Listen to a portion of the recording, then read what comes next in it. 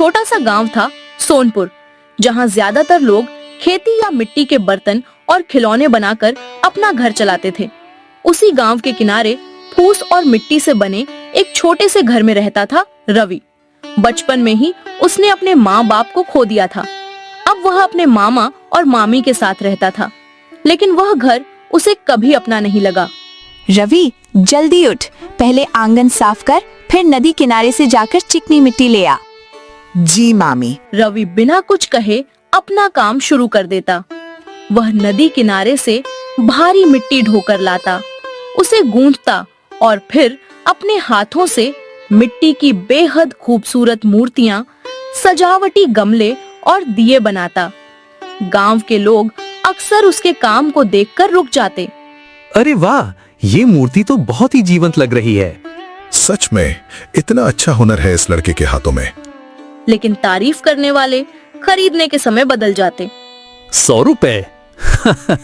अरे 50 में दे दे भाई, मिट्टी ही तो है। रवि कुछ पल अपनी बनाई उस सुंदर मूर्ति की तरफ देखता, फिर एक फीकी मुस्कान के साथ कह देता, ठीक है काका, ले जाइए। शाम को जैसे ही वह घर लौटता, कितने पैसे मिले आज? 250 रुपए। मामी तुरंत उसके हाथों से पैसे छीन लेती।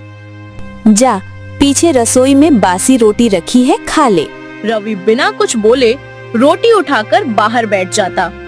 उसे इस रूखेपन की आदत पड़ चुकी थी, लेकिन उसे बिल्कुल भी पता नहीं था कि कल उसकी जिंदगी में एक ऐसा इंसान आने वाला है जो उसकी कला और मेहनत की असली कीमत पहचानने वाला था।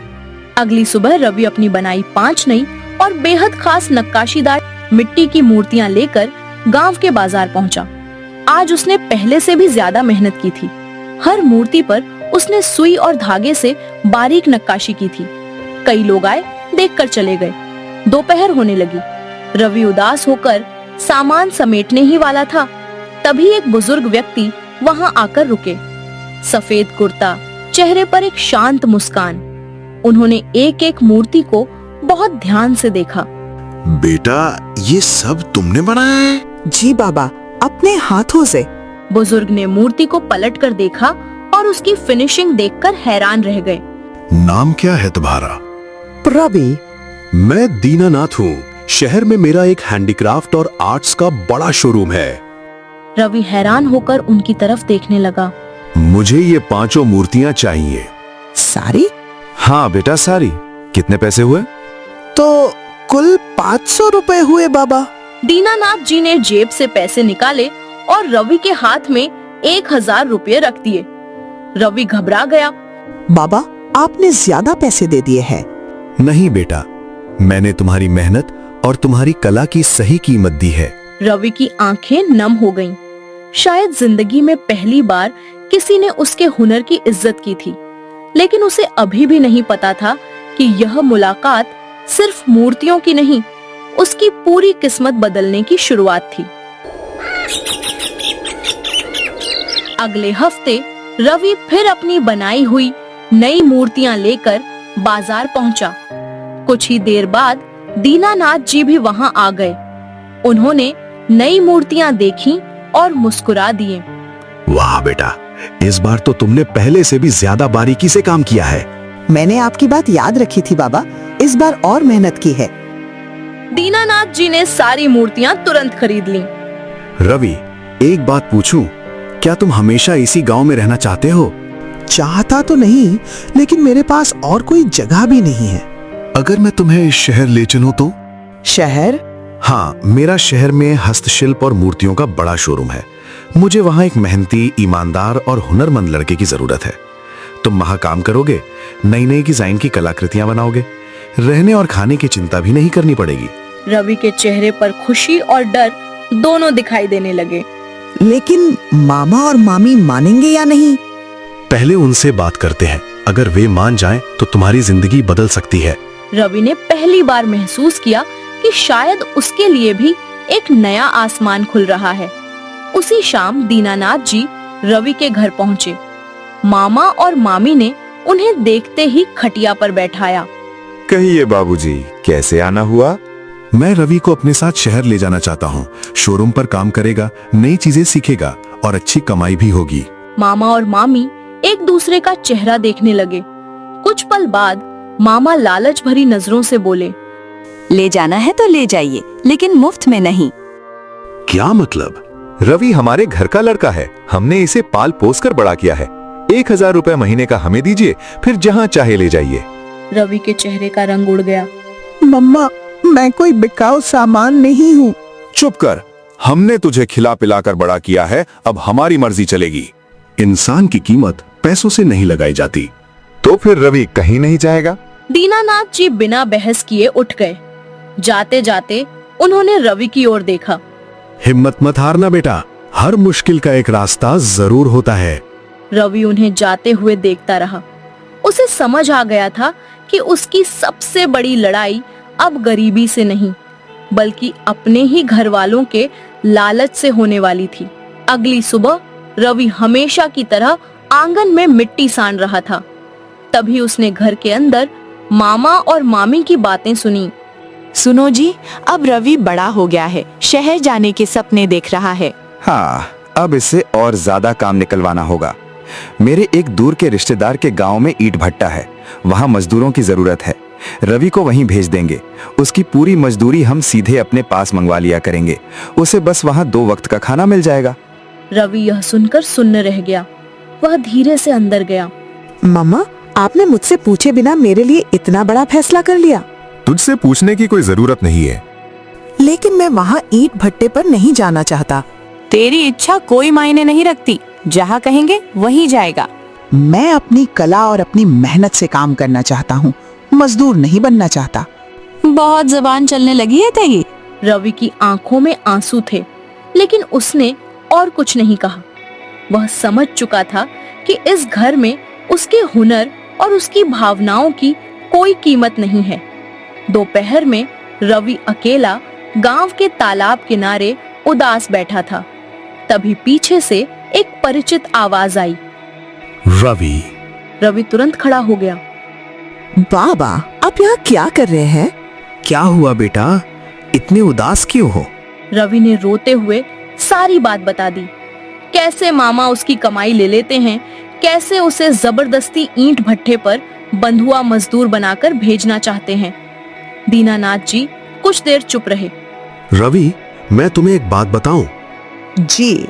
जिंदगी बदलने के लिए कभी कभी सबसे कठिन फैसला लेना पड़ता है। लेकिन मैं करूं क्या? अगर एक दिन तुम्हें अपने सपनों और इस घर जहां सिर्फ शोषण है में से किसी एक को चुनना पड़े, तो क्या चुनोगे? मैं अपनी मेहनत और अपना सपना चुनूंगा। यही हिम्मत तुम्हें एक दिन बहुत आगे ले जाएगी। रवि के चेहरे पर फिर से उम्मीद लौट आई। उसे नहीं पता था कि बहुत जल्द उसे सचमुच ऐसा फैसला लेना पड़ेगा जो उसकी पूरी जिंदगी बदल देगा। अगले दिन सुबह रवि नदी से लौट रहा था। घर के अंदर कुछ अनजान लोग बैठे थे। अरे रवि, इलाला। रवि चुपचाप उनके सामने खड़ा हो गया। ये लोग भट्टे वाले गांव से आए हैं। मिट्टी ढोने का काम तो कर लेता है ना, दिन रात काम करना पड़ेगा। अरे दिन रात काम करता है, कभी मना नहीं करता। मेहमानों के जाने के बाद रवि ने पूछा, मम्मा, ये लोग कौन थे? अगले हफ्ते से तू इनके साथ जाएगा, ईंट भट्टे पर काम करेगा। हर महीने तेरी पूरी मजदूरी हमें मिलेगी। लेकिन मैंने तो मना किया था। तेरी मर्जी नहीं चलेगी। मैं अपनी मेहनत की कमाई खुद कमाना चाहता हूँ। रवि ने पहली बार महसूस किया कि अगर वह आज भी चुप रहा तो पूरी जिंदगी दूसरों का गुलाम बनकर ही जीता रहेगा। उस शाम रवि अपनी छोटी सी गठरी बांध रहा था। उसमें सिर्फ 2 जोड़ी कपड़े, मूर्ति कला के उसके कुछ छोटे औजार और उसके माता पिता की एक पुरानी तस्वीर थी। वह तस्वीर को देखकर बोला, माँ, बाबा, मुझे माफ करना। मैं भाग नहीं रहा, मैं अपनी जिंदगी बनाने जा रहा हूँ। इतने में बाहर से दीनानाथ जी आ गए। फैसला कर लिया? हाँ बाबा, अगर आज नहीं गया तो कभी नहीं जा पाऊंगा। डर तो नहीं लग रहा? लग रहा है, लेकिन सपने डर से बड़े हैं। दोनों चुपचाप रात के अंधेरे में गांव की पगडंडी पर चल पड़े। रवि ने एक बार पीछे मुड़कर अपना गांव देखा। वही खेत, वही तालाब, वही छोटा घर जहां उसने बचपन बिताया था। उसकी आंखें नम थीं, लेकिन इस बार उसके कदम नहीं रुके। रवि और दीनानाथ जी कई घंटों की यात्रा के बाद शहर पहुंचे। रवि पहली बार इतना बड़ा शहर देख रहा था।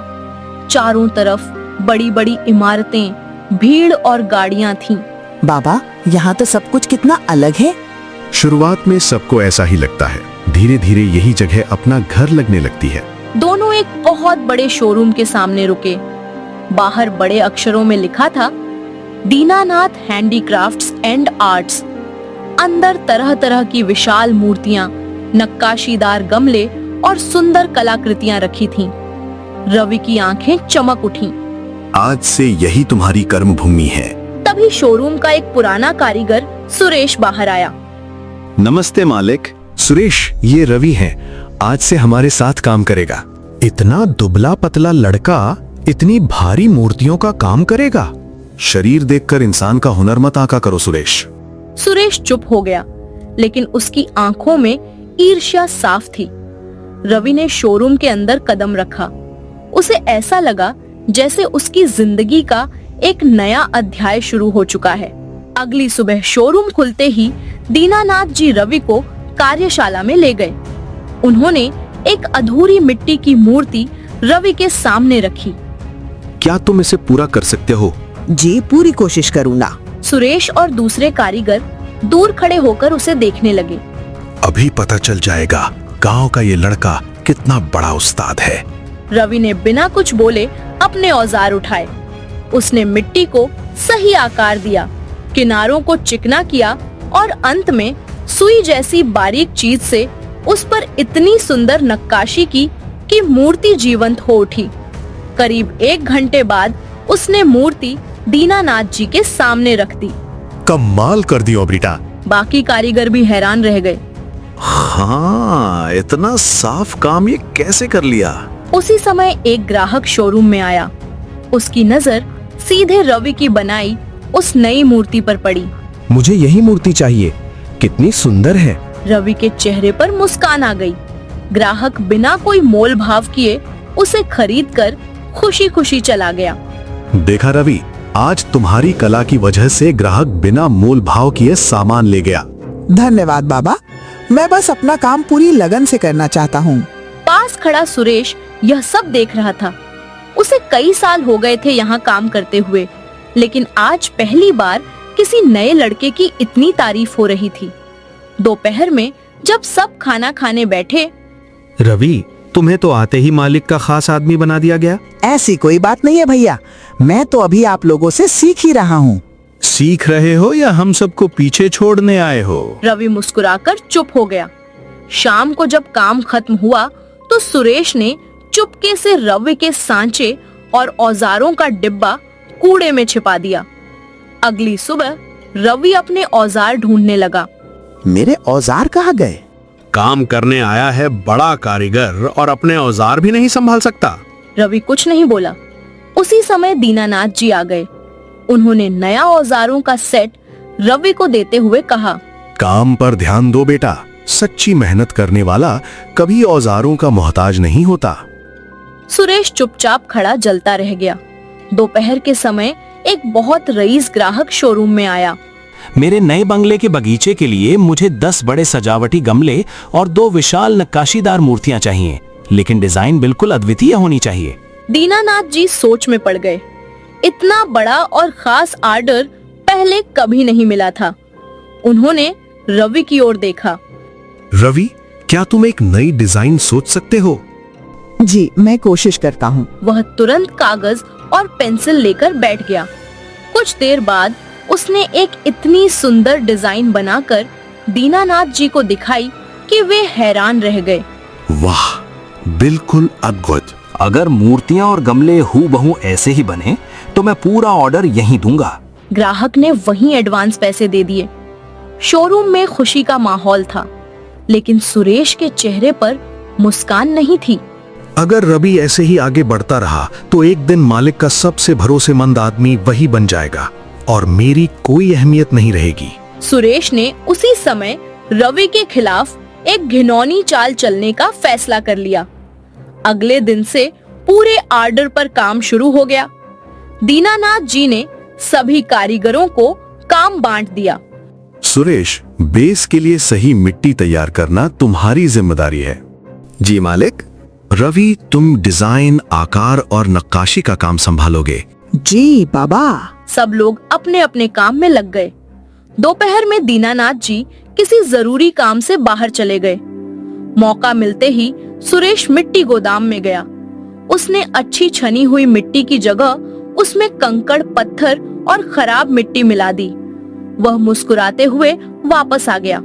कुछ देर बाद रवि ने बिना ध्यान दिए उसी मिट्टी से काम शुरू कर दिया। थोड़ी देर बाद जब उसने चाक पर एक बड़ा गमला आकार देना चाहा, तो वह बीच से फटने लगा। अरे ये कैसे? उसने दूसरी बार कोशिश की, वह भी दरकने लगा। मिट्टी में कंकड़ थे। तभी सुरेश वहां आया। क्या हुआ रवि, काम रुक क्यों गया? मिट्टी ठीक नहीं है या फिर काम करने वाला ठीक नहीं है? इतने में दीनानाथ जी वापस आ गए। उन्होंने अधूरा और टूटा हुआ गमला देखा। क्या परेशानी है? बाबा, मिट्टी। दीनानाथ जी ने मिट्टी हाथ में ली और ध्यान से देखा। ये मिट्टी तो खराब है, इसमें कंकड़ मिले हैं। इसे किसने तैयार किया? वर्कशॉप में सन्नाटा छा गया। सुरेश ने तुरंत नजरें झुका लीं। उसके पसीने छूटने लगे। रवि किसी पर आरोप नहीं लगाना चाहता था। शायद गलती से आ गई होगी बाबा, मैं दूसरी मिट्टी तैयार कर लेता हूँ। दीनानाथ जी ने रवि और फिर सुरेश की तरफ देखा। वे सब समझ गए। उन्हें महसूस हुआ कि रवि सिर्फ अच्छा कारीगर ही नहीं, बल्कि एक बहुत अच्छा इंसान भी है। शाम को काम पूरा होने के बाद दीनानाथ जी ने रवि को अपने कमरे में बुलाया। रवि, तुम जानते थे कि वो मिट्टी किसने खराब की थी? जी शायद समझ गया था। फिर तुमने नाम क्यों नहीं लिया? अगर बिना पक्के सबूत के किसी पर इल्जाम लगाऊंगा तो मैं भी गलत हो जाऊंगा। काम बिगड़ना नहीं चाहिए था, बस मैंने वही संभाला। इसी ईमानदारी और बड़प्पन की वजह से मुझे तुम पर गर्व है। उन्होंने दराज से एक छोटा लिफाफा निकाला। ये इस महीने की तुम्हारी तनख्वाह है और साथ में बोनस भी। बोनस? लेकिन मैंने तो अभी काम शुरू ही किया है। बोनस तुम्हारी कला का नहीं, तुम्हारे अच्छे चरित्र और भरोसे का है। मैं वादा करता हूँ बाबा, आपका विश्वास कभी नहीं टूटने दूंगा। बाहर खड़ा सुरेश यह सब सुन रहा था। अब उसकी जलन नफरत में बदल चुकी थी। अगर इस लड़के को नहीं रोका तो एक दिन पूरी दुकान इसी की हो जाएगी। कुछ दिन बाद शोरूम में बहुत भीड़ थी। रवि ग्राहकों को कलाकृतियां दिखा रहा था। तभी बाहर से दो लोग शोरूम के सामने आकर रुक गए। रवि ने जैसे ही उनकी तरफ देखा, उसके कदम वहीं रुक गए। वे उसके मामा और मामी थे। दोनों शहर किसी काम से आए थे। उनकी नजर अचानक रवि पर पड़ी। अरे ये तो रवि है। तो यहाँ छिपा बैठा है नवाबों की तरह। मैं यहाँ काम करता हूँ। बिना बताए घर से भाग आया, जरा भी शर्म नहीं आई। शोर शराबा सुनकर दीनानाथ जी बाहर आए। क्या बात है, शोर क्यों मचा रहे हैं आप लोग? ये लड़का हमारा है, इसे अभी हमारे साथ भेजिए। रवि कोई सामान नहीं है, वो जहाँ रहना चाहे वहीं रहेगा। हमने इसे पाला है, इस पर हमारा हक है। रवि ने पहली बार बिना डरे आंखों में आंखें डालकर जवाब दिया। आपने मुझे नहीं पाला, सिर्फ मुझसे काम करवाया है। शोरूम में खड़े सभी लोग चुपचाप यह सब सुन रहे थे। चल घर, बहुत शहर घूम लिया तुम्हें। मैं अब बच्चा नहीं हूँ, अपना फैसला खुद कर सकता हूँ। हमारे खिलाफ बोलने की हिम्मत कहाँ से आ गई तुझमें? जिस दिन आपने मेरी मेहनत की कमाई छीनना बंद नहीं किया और मुझे बंधुआ मजदूर बनाने का सोचा, उसी दिन आपने मुझे खो दिया था। दीनानाथ जी आगे आए। रवि अब यहाँ सम्मान के साथ काम करता है, इसे मजबूर करने की कोशिश मत कीजिए, वरना मुझे पुलिस बुलानी पड़ेगी। मामा ने चारों तरफ देखा। उन्हें समझ आ गया कि अब शहर में कोई उनकी बात का साथ नहीं देगा। ठीक है, आज जा रहे हैं, लेकिन याद रखना एक दिन तुझे वापस गांव की मिट्टी में ही आना पड़ेगा। आज तुमने अपने डर पर जीत हासिल की है बेटा। अब मैं कभी पीछे मुड़कर नहीं देखूंगा बाबा। लेकिन उसे नहीं पता था कि उसके लालची मामा मामी अभी इतनी आसानी से हार मानने वाले नहीं थे। अगले दिन सुबह शोरूम खुला ही था कि एक बड़ी गाड़ी दुकान के सामने आकर रुकी। उसमें से एक सज्जन उतरे। नमस्ते, क्या दीनानाथ जी हैं? जी कहिए। मैं शहर के नए हेरिटेज रिजॉर्ट का मैनेजर हूँ। हमें रिजॉर्ट की सजावट के लिए 50 बड़े लैंप और 20 विशाल नक्काशीदार मूर्तियाँ चाहिए। काम बहुत उत्तम दर्जे का होना चाहिए। यह सुनकर सभी कारीगर एक दूसरे का चेहरा देखने लगे। इतना बड़ा ऑर्डर पहले कभी नहीं मिला था। काम समय पर और बेहतरीन हो जाएगा। ग्राहक के जाने के बाद उन्होंने सभी को बुलाया। दोस्तों, ये ऑर्डर हमारे शोरूम के लिए बहुत महत्वपूर्ण है। रवि, इस पूरे काम की जिम्मेदारी मैं तुम्हें देता हूँ। सुरेश तुरंत बोल पड़ा। मालिक, ये अभी नया है, इतना बड़ा काम कैसे संभालेगा? मुझे रवि की कला, मेहनत और ईमानदारी पर पूरा भरोसा है। बाबा, मैं पूरी कोशिश करूंगा। कोशिश नहीं, विश्वास रखो। रवि ने सिर हिलाया। उसे पता था अब यह सिर्फ एक ऑर्डर नहीं, उसके भविष्य और बाबा के भरोसे की सबसे बड़ी परीक्षा थी। अगले ही दिन से सभी कारीगर काम में जुट गए। रवि सबसे पहले वर्कशॉप पहुंचता और सबसे आखिर में घर लौटता। लेकिन इस बार वह हुक्म नहीं चला रहा था, वह सबके साथ मिलकर काम कर रहा था। रामू भैया, आप लैंप का निचला हिस्सा बहुत शानदार बनाते हैं, वो आप तैयार कर दीजिए। ठीक है रवि भाई। किशन जी, आप मूर्तियों की मिट्टी गूंथने में माहिर हैं, प्लीज आप वो देख लीजिए। वह हर किसी से सम्मान से बात करता। कोई गलती करता तो डांटने की बजाय खुद उसे ठीक करना सिखाता। यह देखकर बाकी कारीगर भी उससे खुश रहने लगे। दूर खड़ा सुरेश यह सब देख रहा था। उसे उम्मीद थी कि लीडर बनने के बाद रवि सब पर रौब झाड़ेगा और सबकी उससे लड़ाई होगी, लेकिन उल्टा सभी लोग रवि की मदद करने लगे। शाम को दीनानाथ जी काम का मुआयना करने आए। बहुत बढ़िया, आधा काम तो समय से पहले ही पूरा हो चुका है। काम करने में कोई परेशानी तो नहीं? नहीं मालिक, रवि सबको साथ लेकर चल रहा है। ऐसा साथी पहली बार मिला है। दीनानाथ जी मुस्कुरा दिए। सुरेश चुपचाप यह सब सुनता रहा। उसके मन में फिर वही जहर घुल रहा था। उसने एक और बड़ी चाल चलने का फैसला कर लिया। रिसोर्ट का ऑर्डर पूरा होने में अब सिर्फ 3 दिन बचे थे। सारी मूर्तियां और लैंप सूखने के लिए रखे थे, बस उन्हें भट्टी में पकाना बाकी था। कल इन सब को भट्टी में पकाया जाएगा, उसके बाद रंग रोगन होगा। जी बाबा, सब समय पर तैयार हो जाएगा। रात को सभी कर्मचारी घर चले गए, लेकिन सुरेश कुछ देर बाद चुपके से वापस वर्कशॉप में आया। उसने एक बाल्टी पानी लिया और सूख चुकी कच्ची मूर्तियों और लैंप के मुख्य जोड़ों पर थोड़ा थोड़ा पानी डाल दिया। मिट्टी फिर से गीली हो गई। कल जब ये भट्टी में पकने जाएंगी तो भाप से ये सारी मूर्तियां चटक कर टूट जाएंगी, तब सारा दोष रवि पर आएगा। अगली सुबह रवि ने काम शुरू करने से पहले मूर्तियों का निरीक्षण किया। जैसे ही उसने एक लैंप उठाया, उसका ऊपरी हिस्सा टूटकर गिर गया। ये कैसे हो गया? कल तक तो सब सूख चुका था। उसने दूसरी मूर्ति देखी। उसकी मिट्टी भी जोड़ों से गीली और कमजोर थी। बाकी कर्मचारी भी घबरा गए।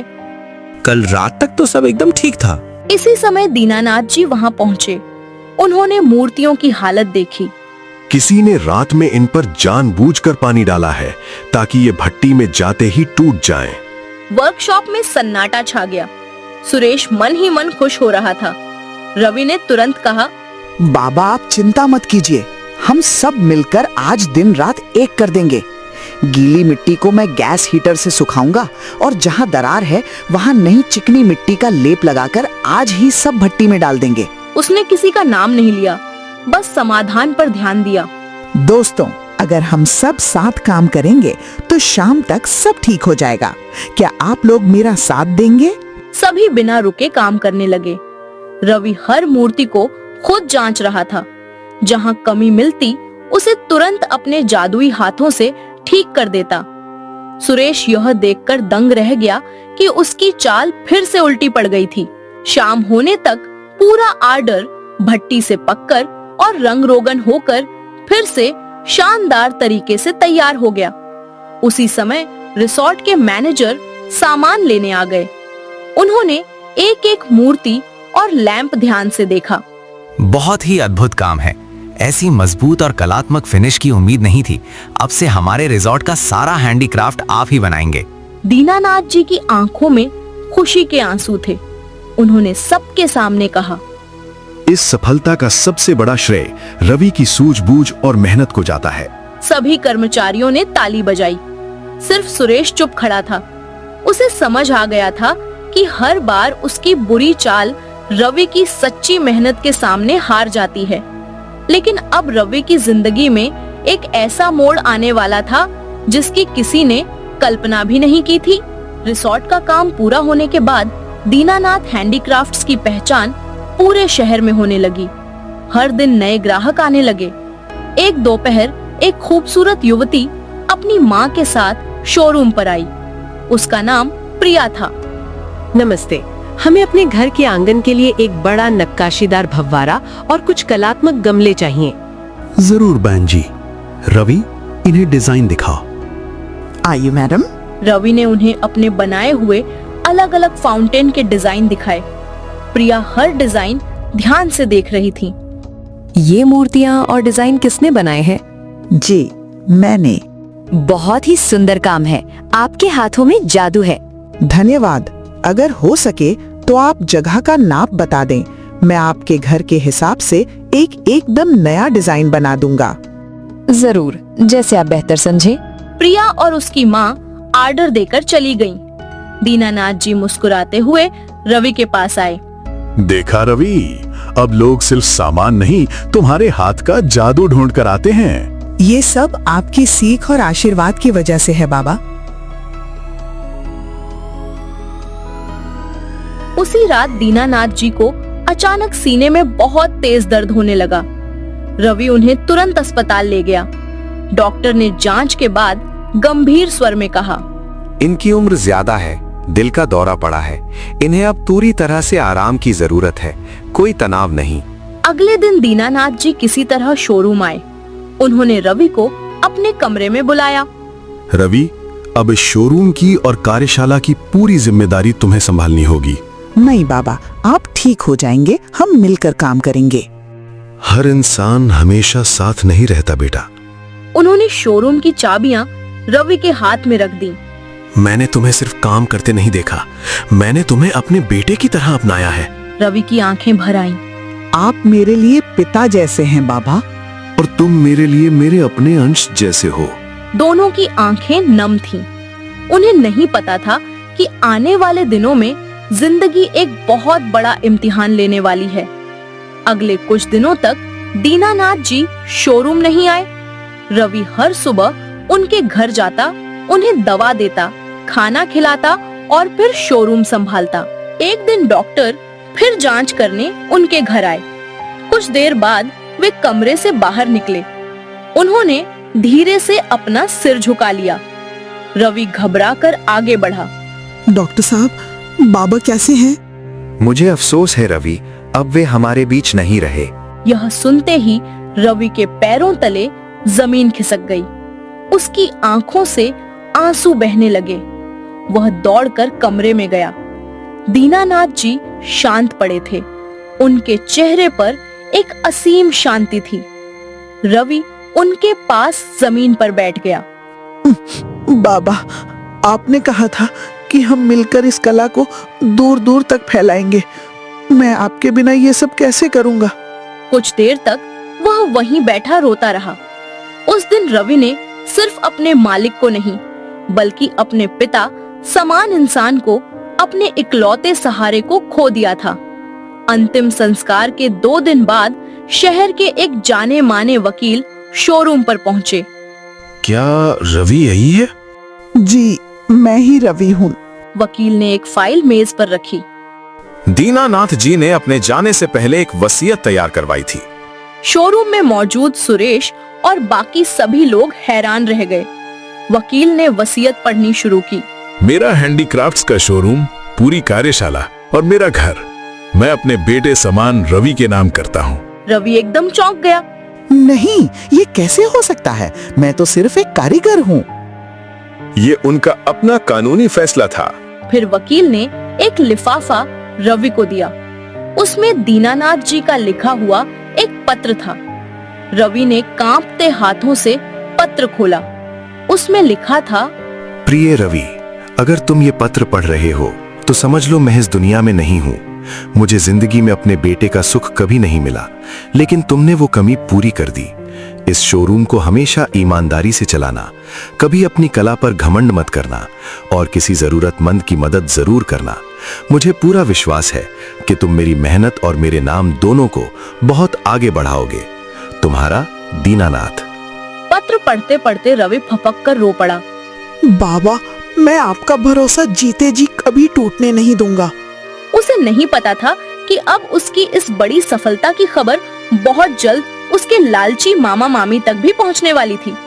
दीनानाथ जी के जाने के बाद रवि ने पूरी ईमानदारी और दोगुनी मेहनत से शोरूम संभालना शुरू कर दिया।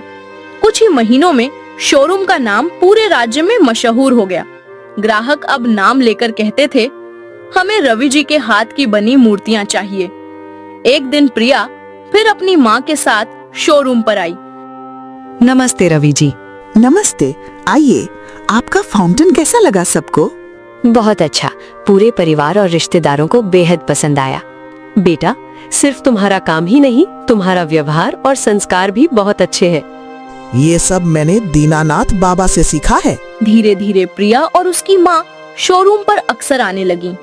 कभी नए कलाकृतियों की बात होती, कभी चाय पर बातचीत। एक दिन प्रिया की माँ ने रवि से कहा, बेटा, तुम अब इस शहर में अकेले हो। अगर तुम्हें कोई आपत्ति ना हो तो मैं एक बात कहना चाहती हूँ। जी, कहिए।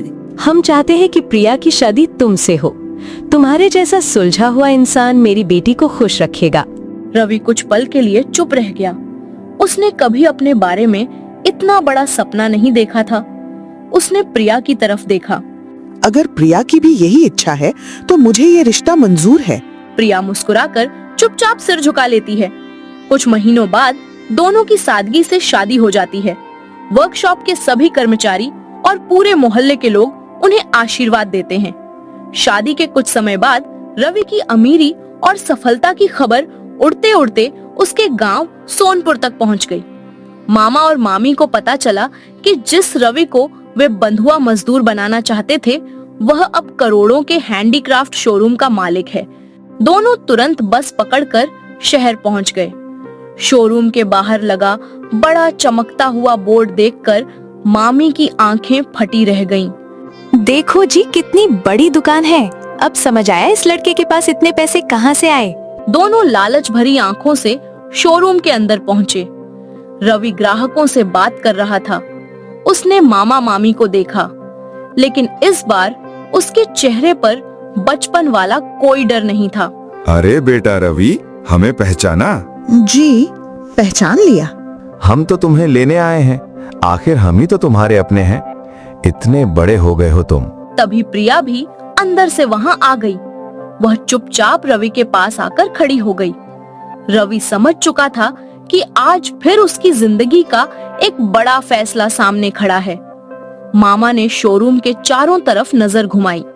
वाह रवि, इतनी बड़ी दुकान। हमें तो तुम पर बहुत गर्व है बेटा। धन्यवाद। बेटा, जो कुछ हुआ उसे भूल जा। आखिर परिवार में छोटी मोटी बातें तो हो ही जाती हैं। छोटी मोटी बातें?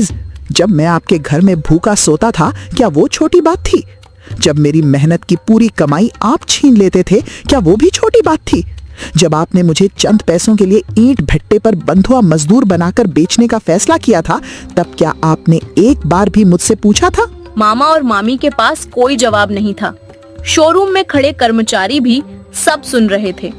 आज मैं यहाँ अपनी मेहनत, दीनानाथ बाबा के अटूट भरोसे और अपने हुनर की वजह से खड़ा हूँ, किसी के एहसान या धोखे की वजह से नहीं।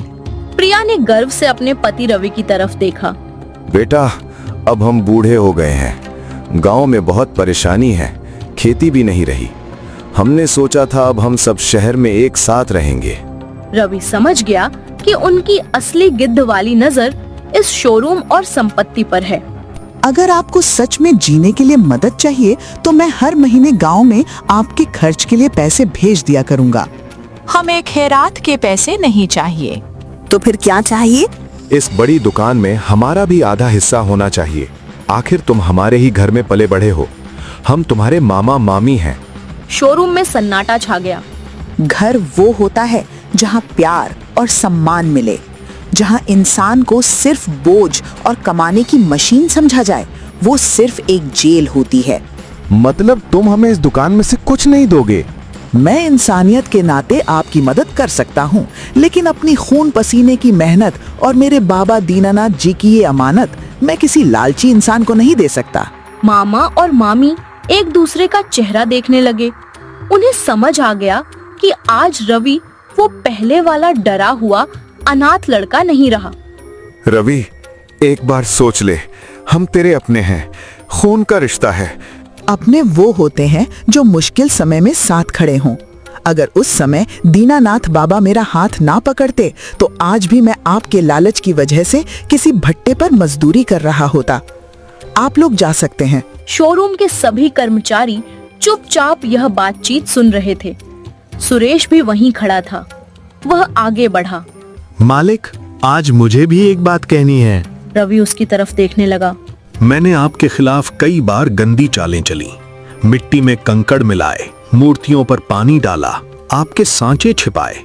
मैं आपसे जलता था, लेकिन आपने सब जानने के बाद भी कभी मेरा अपमान नहीं किया, कभी मुझे नौकरी से नहीं निकाला।